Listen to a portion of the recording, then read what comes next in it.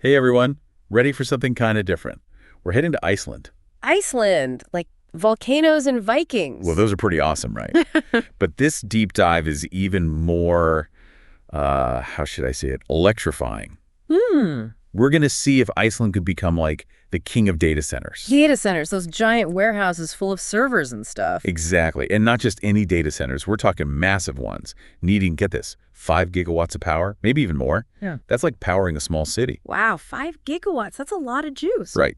To figure this out, we've got reports, analyses, even some cultural deep dives. Fascinating stuff. So where do we even begin? I mean, Iceland's way up there, right? Near the Arctic Circle. Yeah, geographically speaking, it's pretty unique. Picture this, Iceland smack dab on the mid-Atlantic ridge. The what? It's where, like, two continents are literally pulling apart. It's what makes Iceland so volcanically active. Makes sense with all those volcanoes and lava fields. I actually read about those eruptions near Grindavik just last year and this year. Exactly, talk about living on the edge. Right. But here's the thing that gets me. Iceland, despite all that fire, is surprisingly green.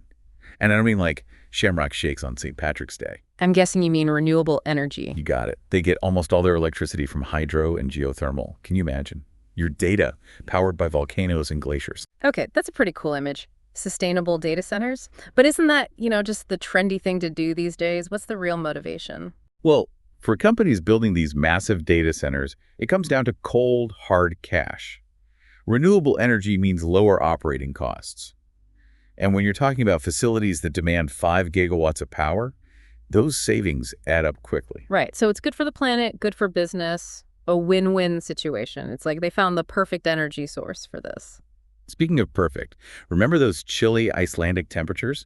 Data centers generate a ton of heat. Keeping them cool is a huge expense. But Iceland, they've got natural cooling, less need for those energy-guzzling AC systems. So it's environmentally friendly and saves money. Sounds almost too good to be true. There have to be some downsides, right? I mean, it can't be all rainbows and geysers. You're right, it's not all puffins and glaciers.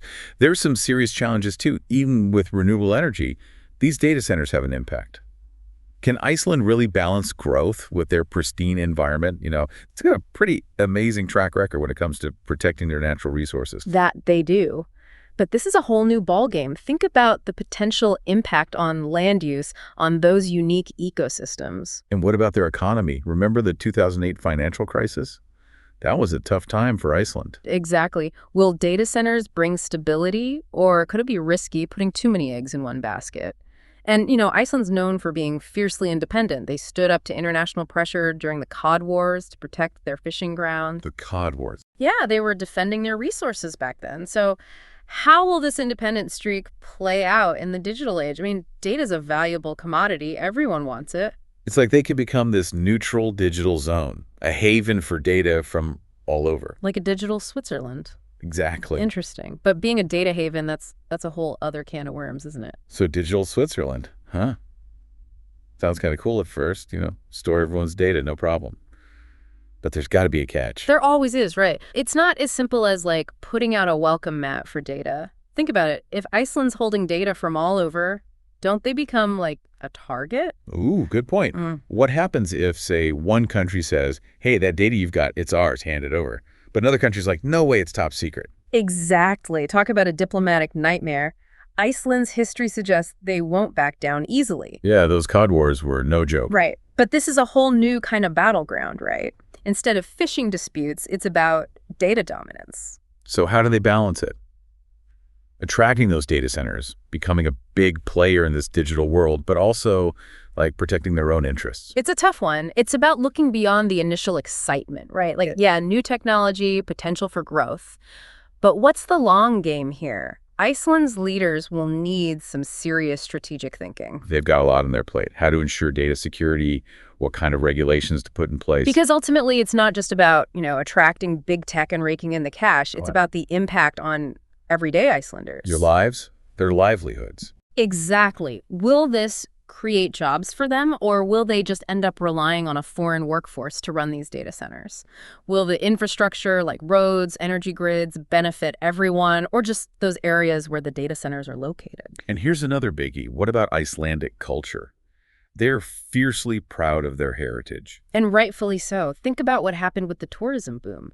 It brought in money, sure, but also raised questions like how much is too much? How do you preserve what makes Iceland unique in a world that's becoming more and more, homogenous? Yeah, it's that whole globalization thing. Exactly. And with these data centers, it's like, will it be a case of history repeating itself? Will Iceland show the same kind of resolve they did during the Cod Wars? But this time, they're fighting to protect their cultural identity, not their fishing grounds. Fascinating stuff. So it's not just about technology, right? It's about society, values. It's like Iceland's at a crossroads. Whatever they decide now, it's going to have a huge impact for generations to come. And it's not just about Iceland either. What we're seeing here, it's happening everywhere, right? As our world becomes more and more digital, these questions about data, who controls it, who benefits, what are the risks, they're becoming universal. So what's the verdict? Will Iceland become this digital haven, a shining example of how to do tech right?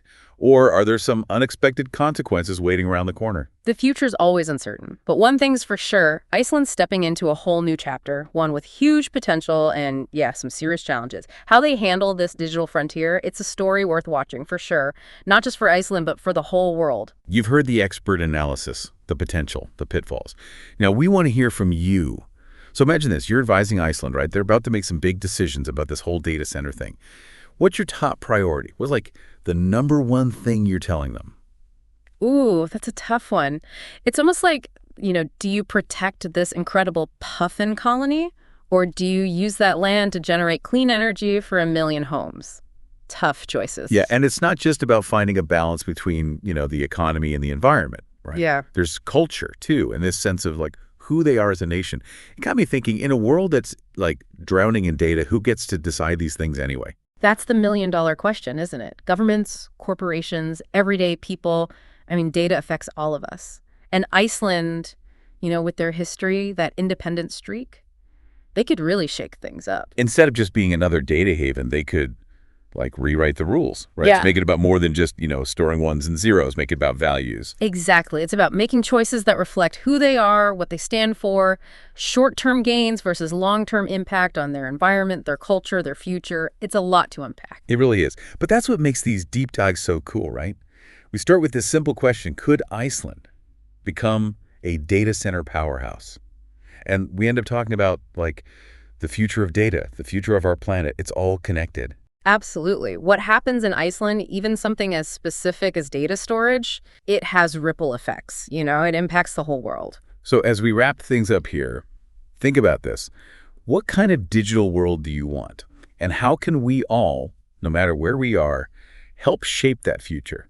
Make it one that's sustainable, equitable, beneficial for everyone. Big questions for sure, but definitely worth thinking about, talking about, and debating as we move further into this unknown digital territory. Couldn't have said it better myself. Yeah. So that's it for our deep dive into Iceland and its data center potential. We hope you learned something new, maybe even saw things a bit differently.